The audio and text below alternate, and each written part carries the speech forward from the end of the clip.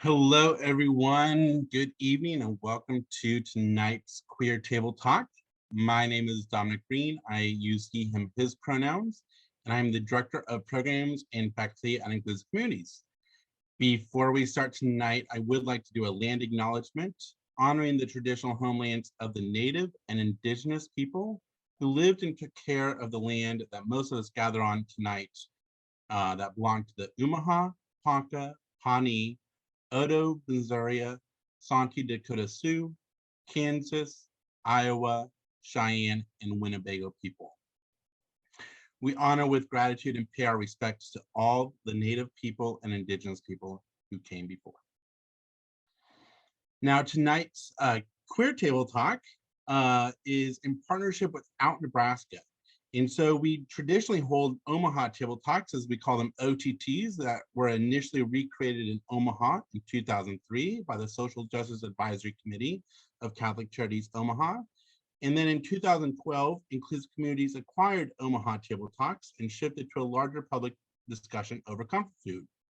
About 3 years ago, OutNebraska and Inclusive Communities partnered and started Queer Table Talks. This is a quarterly series that focuses on conversations around the LGBTQIA2S+ community and topics that are involving that community.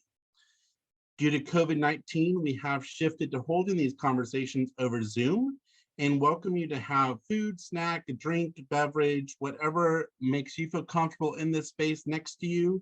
And we're always looking forward to learning ways of how that we can better grow and have a better conversation and dialogue. So if you we're going to have an evaluation at the end, and so we just invite you to fill out that evaluation link to provide some feedback. Now I'd like to thank our sponsors, Lozier Foundation, Cox Communications, and American Family Insurance for allowing for events like tonight to happen.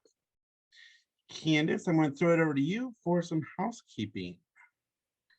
I love it. Hello, my name is Candace Freeman. My pronouns are she, her, and I am the Programs and Curriculum Manager here at Inclusive Communities. Hello, everyone. I'm so happy that you are here and in this space with us. I do just want to go over a few housekeeping things before we get started with our conversation. First, I would love to acknowledge all of the extra help that we have on today. We have Jamie, who is doing our ASL interpreting, and we also have Randy and Paula, who are on our Spanish channel. We have added, in addition to the services that we have for OTTs and QTTs, so now we do have Spanish interpretation services available. Should you need them, please just message Colin in the chat and we will make sure that you get onto the correct channel so you can hear all of the amazingness that's going to happen in this space. I will say with that though, this is a message for everyone just to keep in mind, since we do have some extra services, to please not speak too quickly. Make sure that you are speaking clearly so our interpreters and our ASL interpreter can also pick up everything that's being said so they can make sure to communicate that to everyone. With that, I also want to acknowledge our facilitators that are on the call. Thank you, all of you. We can't do everything that we do without your help. So thank you for joining and being a part of this conversation with us.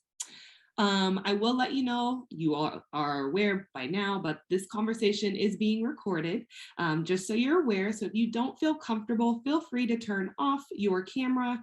The only portion that is going to be recorded is the panel discussion. When you do break out into your breakout rooms, we will not record that piece. You guys can talk about whatever you need in that space. Also, we do have our closed captioning feature available too. And I will put in the chat the timeline for tonight, kind of how things are going to shake out. But I will hand it back to you, Dom, and we can get this started.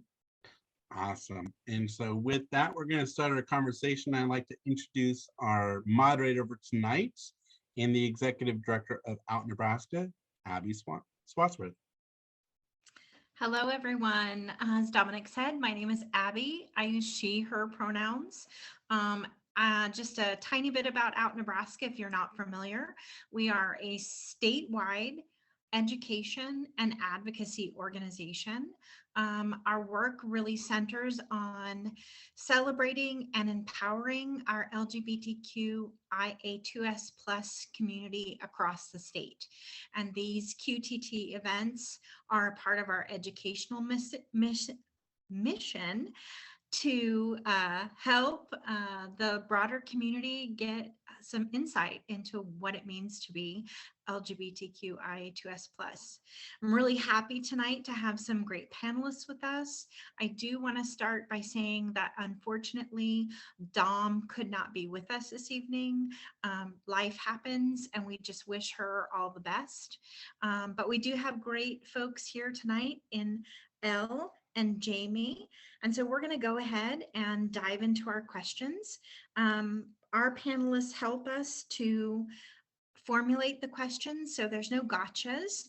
And we hope that you, as the audience, find some particularly helpful information here. So we'll start with each of you just giving a brief introduction of yourself. Your bio was up on the screen, but if there's anything you'd like to add in introducing yourself, we can start with Elle and then Jamie, and then we'll dive into our questions.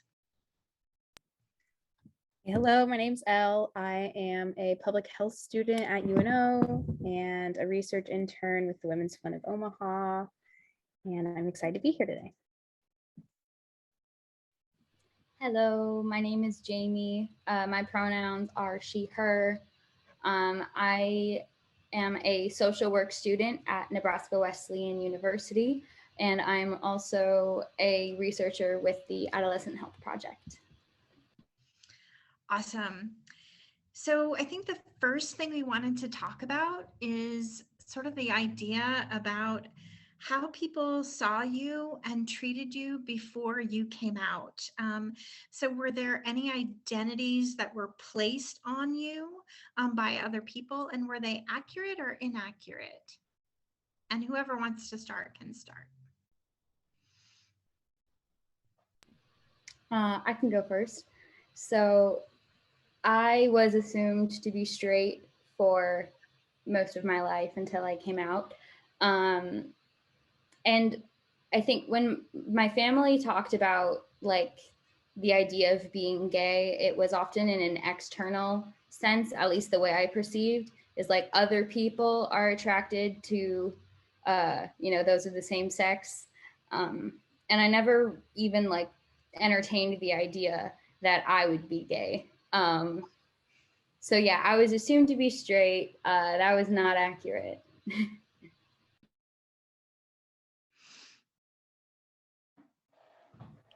And so I also was assumed to be straight as well as cisgender, that's just kind of the way our society is. Pretty much everyone is assumed to be that way. Obviously it wasn't accurate, but I think, I was raised as a girl, and I don't necessarily think that was a bad thing, as far as like how it affected me, but I do think that that was an inaccurate way to raise me, if that makes sense, I guess.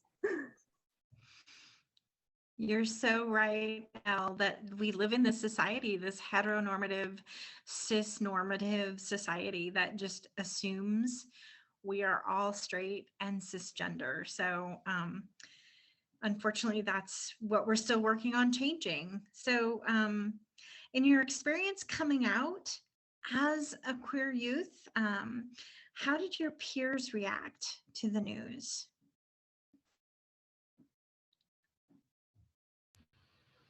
So mine is kind of a two-part answer. I hope that's okay.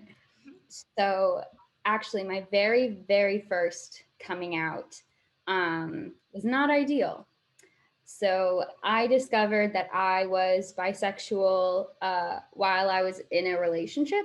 And when I had indicated to my boyfriend that I had something on my mind, but I wasn't ready to talk about it, we were actually in a car and he refused to stop the car until I told him.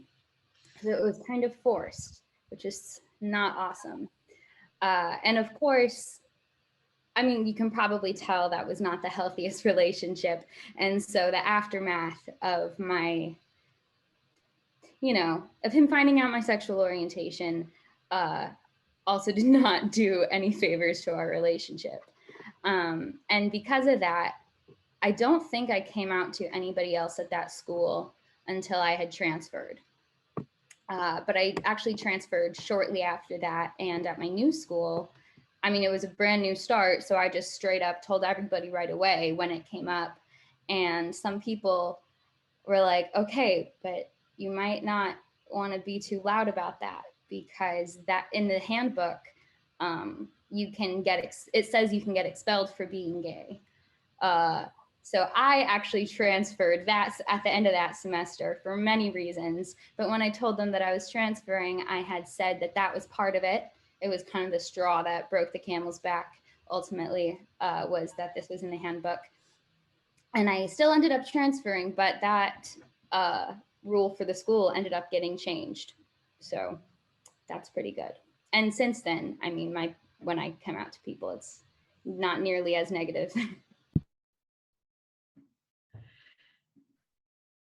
So I've come out a lot of different times. I think the first time I came out, I was in like 5th or 6th grade. I just remember being in elementary school, and I like told my friends that I had a crush on a girl, and they were like, "What? That's weird." And I was like, I guess kind of is weird. Like I didn't know that was like I didn't know that was a thing. And so then I kind of just like didn't really think about it again. And then I joined a club in middle school called GSA, Gay Straight Alliance, and I learned more about like people with different identities and such, and made more queer friends. And then that made me realize like, oh, I'm bisexual, interesting. And so I ended up coming out to my mom, and that went okay. She was just kind of like, how do you know? And I was like, because I do, I don't know. And then I also ended up learning more about my gender identity in GSA. And I ended up coming out to my only like 5 or 6 of my closest friends as non-binary. And that went well. They were very accepting because they were also queer. But then other people at my middle school started finding out. I don't know exactly how that happened, and unfortunately was met with some unkind words, people calling me the F slur, people being mean to me. So I came out, and I was like, haha, just kidding, guys, I didn't mean that. And then I did not think about that again until I went to college and was able to become more comfortable with my identity. And now I am out to everyone pretty much, and I'm almost always met with positive feedback. Sometimes people have questions, which doesn't bother me at all. I love answering questions. That's why I'm here today.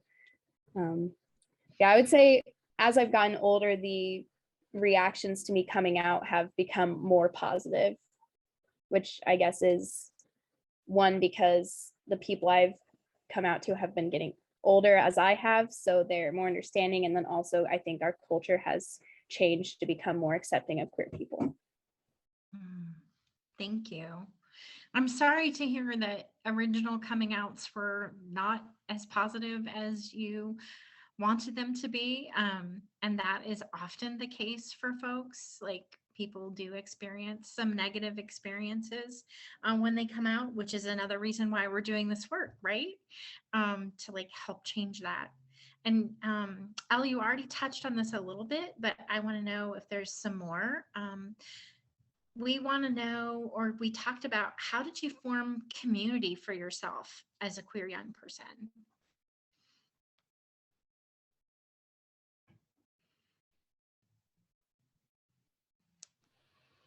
So I think the first time I really found other gay people to be friends with was after I transferred from that school where we had the whole handbook debacle. The last school I went to, I I had a group of friends who were also queer. And so that, it was nice to have people around me, but we were only friends because we were all queer. We weren't actually that good of friends and we didn't click. But eventually I did meet several other people through more like queer connections, but we are friends for more than that reason. So it has developed into a pretty solid support system. So yeah, like I said, I was in that club in middle school, Gay Straight Alliance, and that's how I met a lot of my queer friends in middle school. And then now I kind of just feel like somehow queer people always end up fighting each other and becoming friends because the majority of my friends are queer, just by default. I don't know if that's just because we just have similar interests or what, but I just always feel like I end up meeting and becoming friends with queer people. But I was in theater in high school and there were a lot of queer people in theater. That's kind of like a stereotype, I guess, and not necessarily a wrong one. So I did make a lot of queer friends through that as well. And theater as well as GSA were both very safe spaces for me to be myself. Awesome.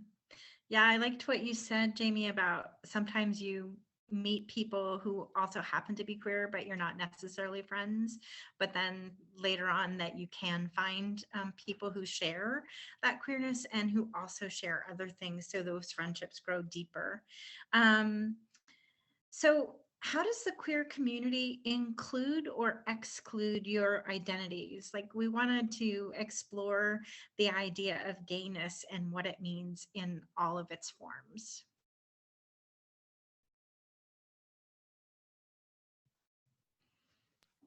I can answer first, Jamie, if you wanted. You look like, okay. Okay. So I'm bisexual, as I said earlier, and a lot of bisexual people are not accepted by the community. There's a lot of bi erasure, and so I definitely experience that a lot. Like, there's been times where, like, I've been told by lesbians, like, oh, I don't want to date you because you're bisexual and not a lesbian, and you don't actually like girls, you're just saying that for attention or stuff like that. And there's also been times where, like, if I'm dating a man and people are like, oh, well, you're not bisexual anymore because you're dating a man, and I'm like, not how that works. And then additionally, I'm non-binary, but I'm primarily feminine presenting. And so I experience, and this is, I think a lot of this is from people outside the community, but also people inside the community, just saying, oh, like, you don't look non-binary because you present feminine, or you don't look non-binary because you have long hair. It's like, stuff like that. Or like, because I also use she, her pronouns. And then people are like, oh, but non-binary people only use they, them pronouns. Yeah, I think the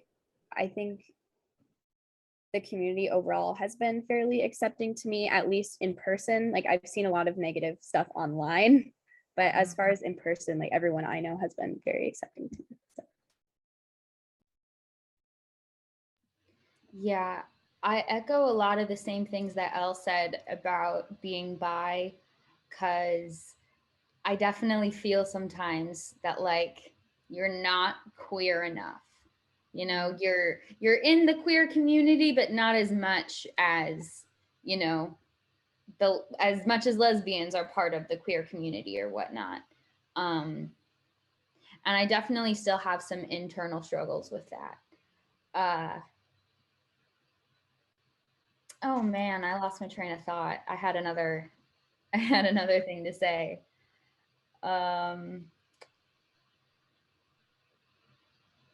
It's okay. Oh, well, okay. I don't know if this is what I was gonna say, but I will say that it's also not helped by the fact that a lot of bisexuality in mainstream culture is often perceived as a stepping stone. You hear the phrase "at least bi," well, if he's not gay, he's got to at least be bi, as if like they are on the same spectrum, which I don't think is accurate. I have what I was going to say beforehand. Okay, sorry, it came to me.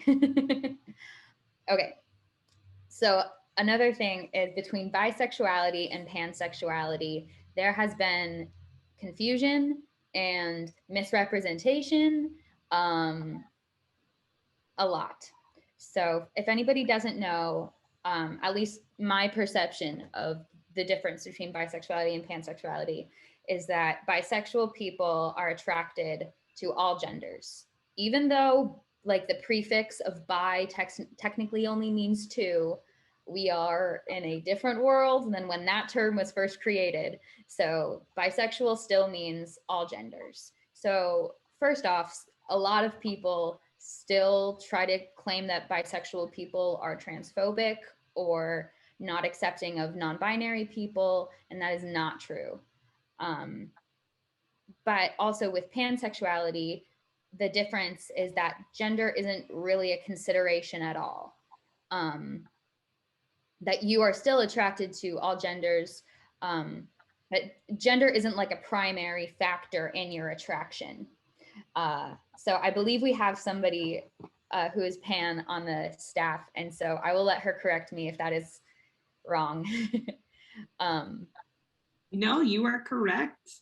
Cool. I say exactly what you said. I'm drawn to people's energies and the connection, not specifically solely based on the gender. You hit the nail on the head, girl. Thanks.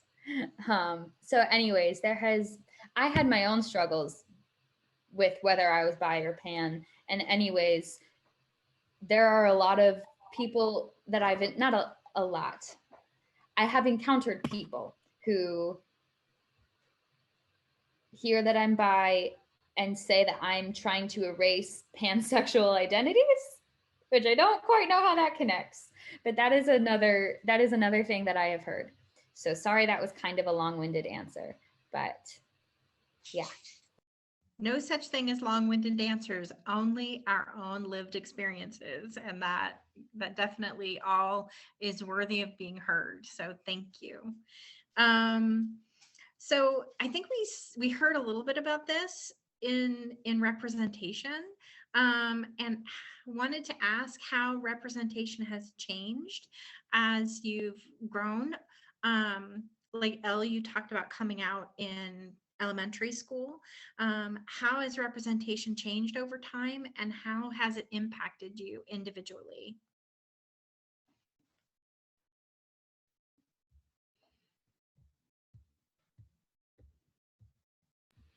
So in my own personal life, representation of the gay community was that I had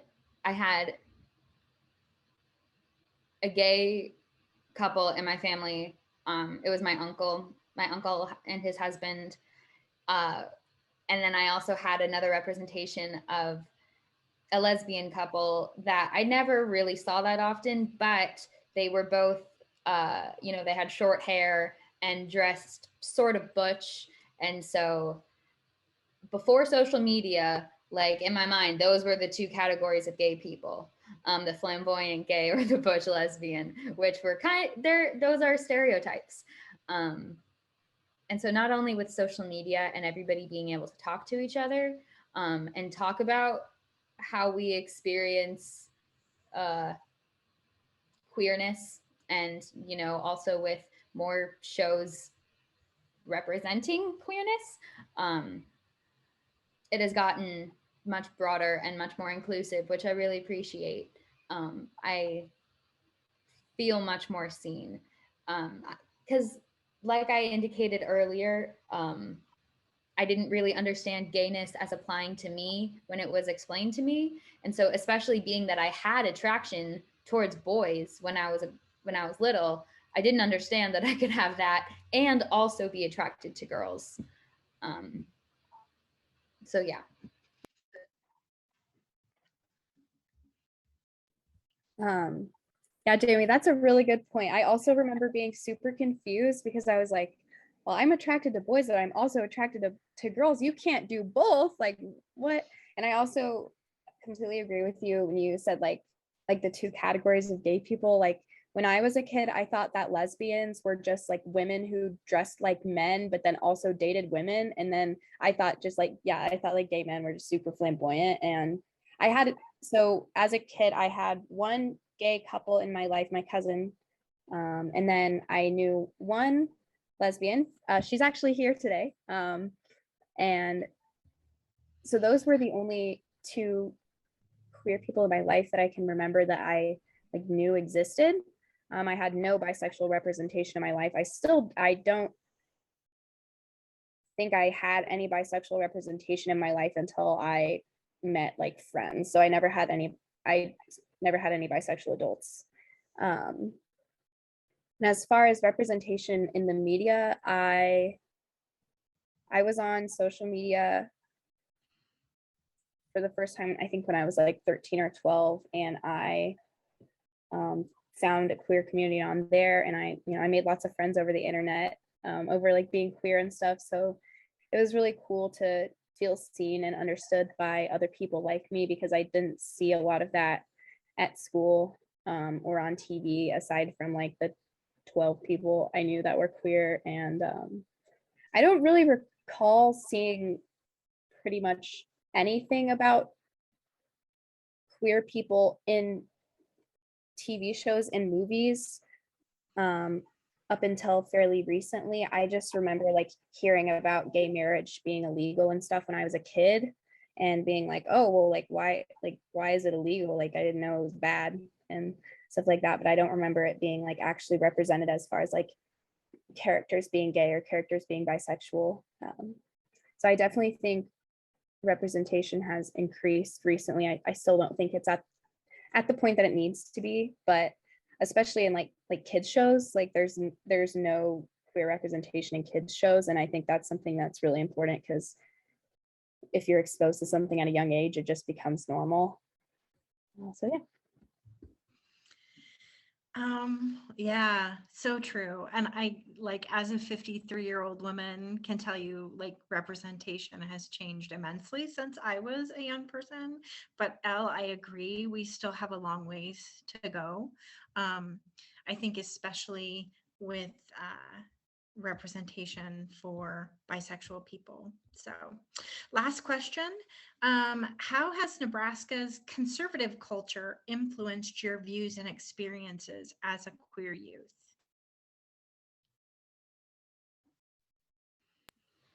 So harkening back to what Elle mentioned about gay marriage being illegal, I remember, I think I was like 7 or 8 when my uncles officially got married, and we had to travel out of state for the marriage. And so that was when my parents explained to me gay marriage being illegal, and I was like dumbfounded.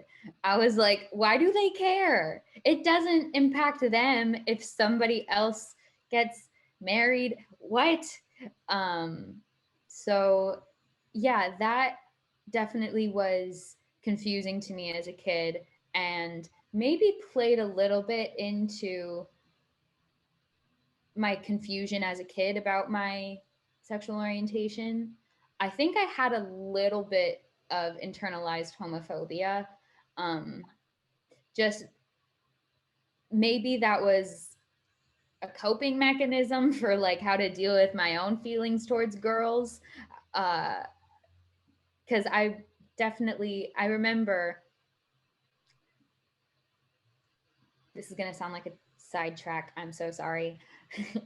My family watched a lot of musicals, and I remember watching a clip of a show where two girls had to kiss each other on stage. And I was like, those poor actors having to kiss somebody of the same sex. And I had gay people in my life. I didn't think I was homophobic, and I was certainly feeling things towards girls. But I had a little bit of internalized homophobia, and I wonder if that was impacted by just the culture of thinking that gay is a morality issue, being gay is a morality issue, that like it's morally wrong for them to get married, because that was why it was illegal, is because of the moral implications. So yeah, I think that may have had a subtle impact on my life that I hadn't realized until quite recently. But I did grow up in Omaha, which is a more progressive part of the state. So that did help a bit. I didn't feel like I was constantly surrounded by homophobes by any means. So yeah, it's an interesting experience.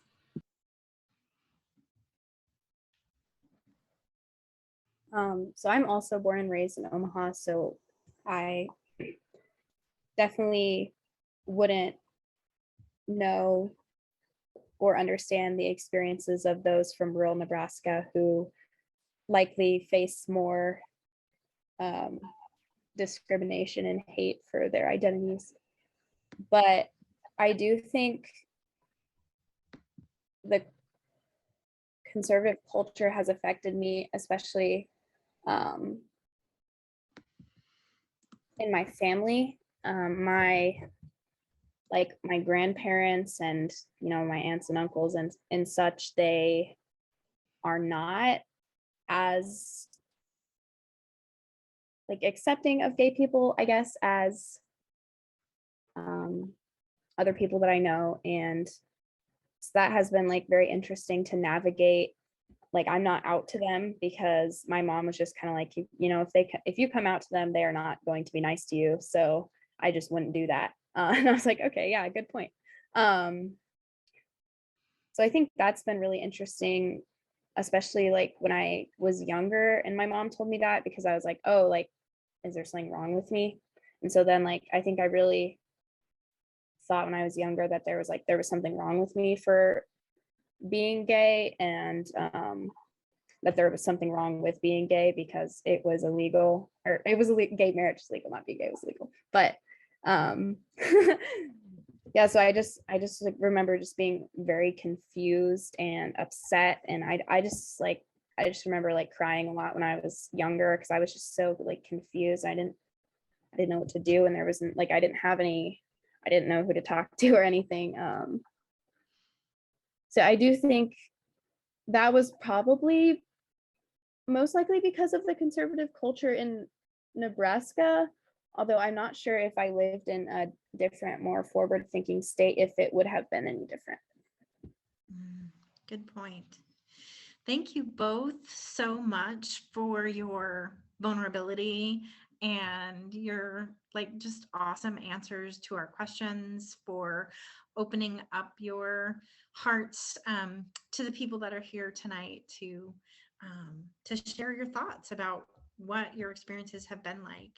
And I think, is it Candace that sent us off to our breakout rooms? You got it. I did just want to, do you want me to go over? Do you want to put the slide back? Oh, thank you. He's got it. So our breakout room agreements, just a few here.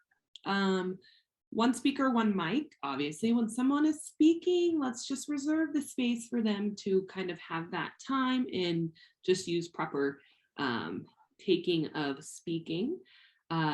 Biggest twist, we want you to keep all of the awesome knowledge that's going to come out of these conversations. We want you to take those stories tell those to your peers and people in your community, but keep the level of privacy to not reveal people's names, so we can just make sure that we keep them safe as well. Make space and take space. If you feel like you are talking a lot, maybe hang back a little bit to give other people in your room a chance to kind of have some conversation. Keep an open mind. In the chat, while you all have been kind of having this panel discussion, there's been questions. This is a safe space for you to ask questions. For you to ask questions. So if you have them, please just ask them. No one in this space here is going to get upset. We all want to learn with each other as we go on this conversation journey, and just be respectful. Everyone here of everyone here, their lived experience, and everything that they have gone through and discussed. With that, we have 3 breakout rooms. You all will get sent off automatically. You don't need to do anything. In that time, before you go, I do want to remind you to please designate a person to be your speaker for your group. So you can share out any of those moments of enlightenment or those nuggets of wisdom that were discussed in the room to the full group when we come back. You'll have about 20-25 minutes to kind of chat and talk and share space with each other. So I think with that, we're good. And I bid you adieu. Have fun talking to each other, and we will see you soon. Hello, everyone. Welcome back. I hope you had some fruitful conversations in your groups. And we all would love to hear some of the awesomeness that was discussed. So we'll start with Yoon's group. Who did you designate as your speaker to share out to us? You can share out 2 to 3 things that you all discussed in your rooms with the full group. Yeah, so it was me. I did give opportunities to the others, but they didn't take it. We were just thinking that it's like, there's so many things. Like, why should people need to still come out? Why should that still be a thing, right? That people should be who they are and be accepted, and there's no more coming out, like, right? That's what we think. That's one main point. And then we're saying that, you know, you are who you are, and it doesn't matter what, it shouldn't matter what other people think. Right. And it's hard. And we kept thinking there just needs to be more education in so many ways. So that's 2 points. I don't want to take over the whole thing. So thank you, Yoon and your group. Alex, we will go to you. Who was your designated speaker for your group? That Sure. was me. Yep.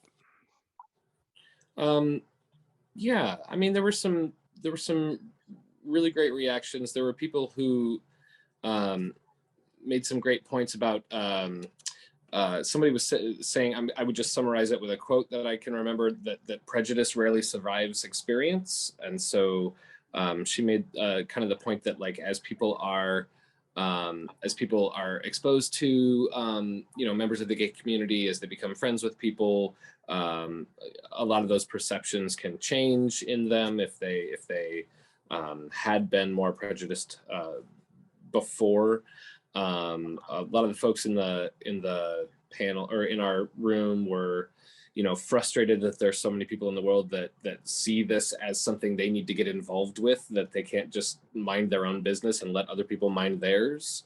Or felt sad that there are kids who have had to learn that there are some states that have seen them as wrong, or that they have to hide their true selves from maybe people in their extended family or something like that.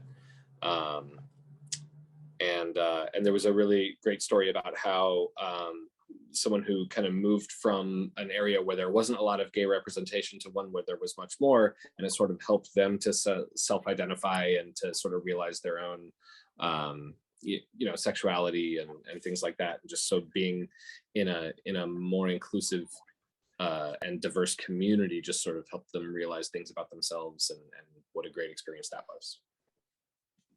Thank you, everyone in your group, for all of those great thoughts and information. And we will wrap it up with Emily's group. Who is the designated speaker for this group? That would be me. I tried to get somebody else to talk so that y'all didn't have to listen to me again. Next time I'll work harder. But no, we had a great discussion. Talked about a lot of fabulous things. Specifically, the distinction between bisexuality and pansexuality was a big eye opener for a lot of people. And if we have some materials that we can email around, there are a couple of people specifically in the group that want to do some rural queer outreach, which is a big need, in my opinion. Having grown up rural queer, it's it's an area that could use some support. So if we have anything that we can send around to people who are on this table talk, my group would like that. But we also talked about how even within the community, we sometimes build up unnecessary walls that we as the community need to actively interrogate and tear down. That sort of bi-erasure folds into that. that there are lots of different points along a person's journey that we want to be there to support their coming out and their existence, that people need help when they're about to come out. They need help while they're coming out, but it's also important to be there afterwards. Sometimes there's an initial uprising of support and then it fades away, and it's nice to continue to know that you have the support of the people around you. And then we talked about some great action steps that you can do. A really nice free one that we do every time we come together at Table Talk is just mention your pronouns, because the sheer act of mentioning your pronouns brings up that it's a question to be answered. You didn't even have to ask the question. You just went ahead and say, hi, my name is Emily and I use she, her, and that brings the conversation up. It automatically elevates that point. So I love that one because it's free and costs us nothing, but that there are also other places where we can self-educate so that we're not asking our gay friends the gay questions. Like, can we go and figure out the answers and then have those conversations more organically? Yeah, just that we're so proud of all of our young queers in Nebraska, that it's hard to be queer in a state that is this conservative and this rural. And so it's really awesome to see Elle and Jamie and other queer youth in Nebraska really thriving and taking advantage of everything that we've got here. Thank you. That was awesome. Y'all had some real great discussion in that group and highlighted some awesome points. I do want to mention that Abby did drop she dropped some information from someone from her staff. If you do want to reach out for rural outreach, I also will send follow-up information tomorrow highlighting some of the things that we talked about, and send resources as well. So you will have some materials to get your hands on to continue this conversation outside of this space. So Dominic, I will go ahead and pass it back to you. Awesome. So we do have a little bit of time. And as we mentioned earlier, if you do have questions that you would like to ask either the panelists or both, or Abby with OutNebraska, now is the time that we can have a few of those questions be tossed out. So you can either put it in the chat or raise your hand, unmute yourself, and just go ahead and ask. Elle and Jamie, there's a lot of work in the community and a lot of questions, and some of us are here in the chat with Abby and Inclusive Communities trying to solve for how do we support queer youth and what's the best way to show up. And since you are queer youth, the voice of queer youth tonight, from your perspective, what is the best way to show up? What are some resources that you wish you had or maybe need today from organizations like us or the community? I think advocating for comprehensive sex ed is a big one. Say that. That's something that I've worked with a lot through my job, and it's always nice to have adults on our side, because sometimes it feels like there's a lot of adults who aren't on our side. So it's nice to have some people advocating for us. Yeah, as far as comprehensive sex ed, I think that teaching young people about, or exposing young people to queer identities from a young age could help the youth in our next generation. And then, yeah, to support queer youth now, I think just like being there for us and being understanding and always being able to listen to what we have to say, like doing things like this is very important. Thank you, Elle. Yeah, I think the biggest thing is passing along information and education, especially with, I mean, I don't know about especially, but like with children, I think it's important because like Elle touched on earlier, if you're exposed to something regularly in childhood, it's normalized. It's not an anomaly that you encounter later in life or whatnot.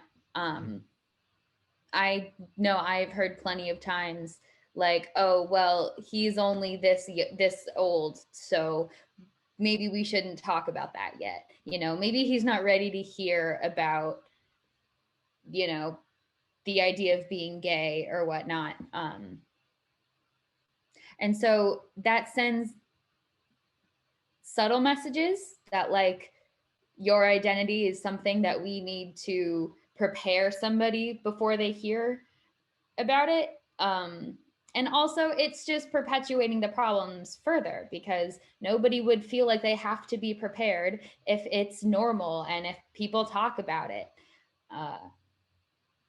So yeah, I echo that what Elle said, attend things like this, but pass all the information forward and circulate all the education that you've received. That way it's not just the end of the line tonight. Thank you, Jamie. Thanks, Alex, for that question. Do we have anybody else? Yeah, Abby. Any other questions?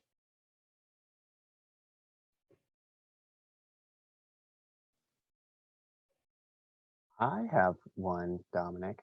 Go for it, Colin. This is for the panelists, and just like as you all look to the future, do you see yourself?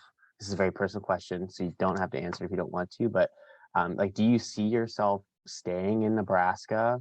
And if not, what would make you stay? Like, how do you want to see the community develop here in Nebraska specifically? And I know that there's a lot of factors, obviously, in towards of moving away from places and spaces, but maybe it's also just a wish list of how you want to see support and community look like in Omaha and Nebraska specifically. Yeah, I feel like for almost all of my life, my plan was like, once I'm an adult, I'm gonna get somewhere else. Usually it was a big city. Now, I don't know, my mind's a bit more open, but I do think I would stay if more of the state was like Omaha and Lincoln.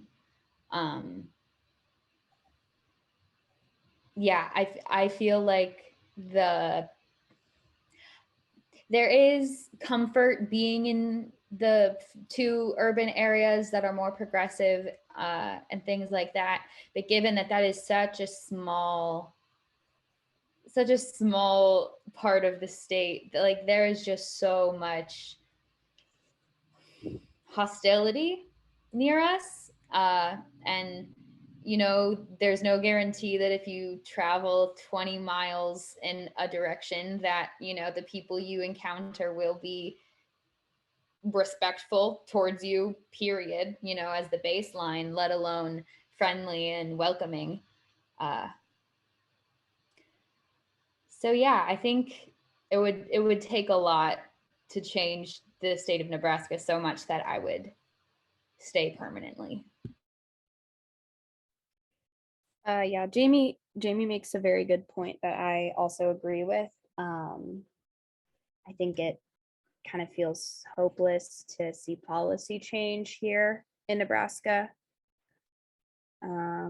which is something that's very unfortunate and something that makes me want to leave, because I want to work in public health and work with, you know, making policy change happen. And I just don't think here that is going to be able to be something that's possible.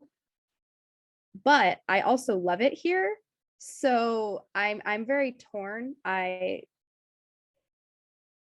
yeah, I think the entire state would have to change very significantly for me to be 100% confident that I want to stay here for the rest of my life and that I want my children to be here. Because I don't want my children to have, if my children happen to be queer, I don't want them to have the same experience that I had as a child. Thank you both. I appreciate it. do have enough time for one last question if anybody has one, or Abby, if you had a question that you didn't get to that you would like to.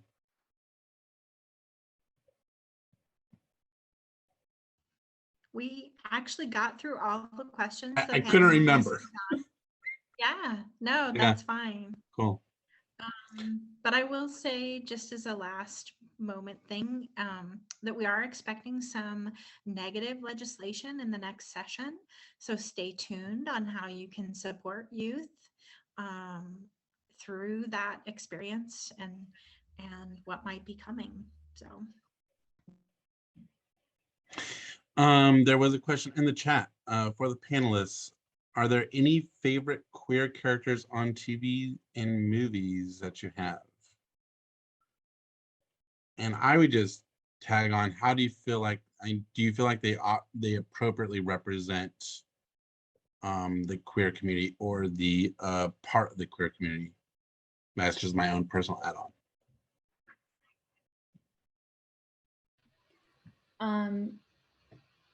Yeah, let's see, I might come up with a better answer later once I've thought about it more, but the answer I have right now is I really like the L Word. I actually haven't seen the newest season or the newest version of it. I'm still watching the original, but I really like the variety of representation there, because I mean, you could say, I mean, it's a show about lesbians. All you have is lesbians. That's the only representation. But there's like, it's not just the butch, short hair representation of a lesbian. There are femme lesbians and there are bisexual people and like much more showing like all the different ways to be gay that I didn't know about growing up. And yeah, I think I would also say that there are adult animation shows that are trying to be very realistic, I think is the best word for it. It's not just the token gay character or whatever, you know, it's, or like, and if there are gay characters, their purpose in the show is not that they are gay, you know, that is not the driving force of their plot. So yeah, I'm sorry, I don't know how I want to end this thought. Yeah, those are the two things. All good. All good, very real. Okay, this is gonna make me like look bad, but I don't really watch TV movies, to be honest. I watch a lot of kids movies, but I think that something that's really stood out to me is Grey's Anatomy, the way that they have been portraying gay people for such a long time.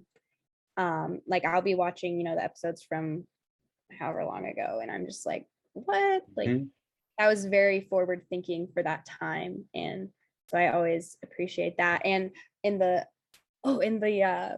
last season that I watched, I don't think it was the most recent one.